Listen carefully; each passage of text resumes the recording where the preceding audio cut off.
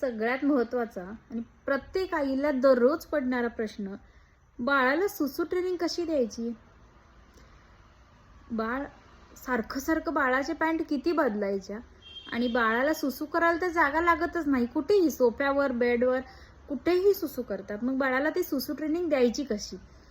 तर मी माझ्या मुलाला 1.25 वर्षाचा असल्यापासून तो प्रत्येक वेळेला सुसू आल्यानंतर तो सांगतो आणि प्रत्येक वेळेला बाथरूममध्ये जाऊन तो करतो. त्याला अशी सवय लावली की मी प्रत्येक वेळेला त्याला प्रत्येक 1.5 ते 2 तासानंतर त्याला बाथरूममध्ये घेऊन जायचं. थोडा वेळ 1-2 मिनिट घेऊन थांबायचं, असा आवाज काढणे किंवा नळ चालू करणे, यातून त्याला सांगायचं की तुला शू करायचं आहे. मग प्रत्येक वेळेला तो करेलच असं नाही, पण असं कंटिन्यू तुम्ही 1 आठवडा जर घेऊन जात असाल बाथरूममध्ये प्रत्येक 1.5-2 तासांनी आणि त्याला आवाज काढून किंवा पाणी वगैरे चालू करून, पाणी टाकून असं जर त्याला तुम्ही सांगत असाल की तुला शू करायचं आहे, तर कंपल्सरी 1 आठवड्यानंतर बाळ सुसू आल्यानंतर ते सांगायला लागेल. जरी बोलता येत नसेल तर बाथरूमकडे हात करणे किंवा कोणत्याही इशाराने वगैरे सांगणे, असं बाळ सुरू करेल.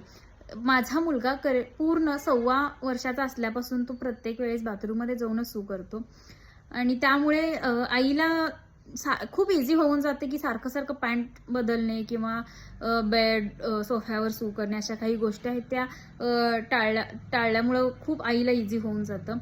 अशाच लहान सहान टिप्ससाठी नक्कीच सबस्क्राईब करायला आणि फॉलो करायला विसरू नका.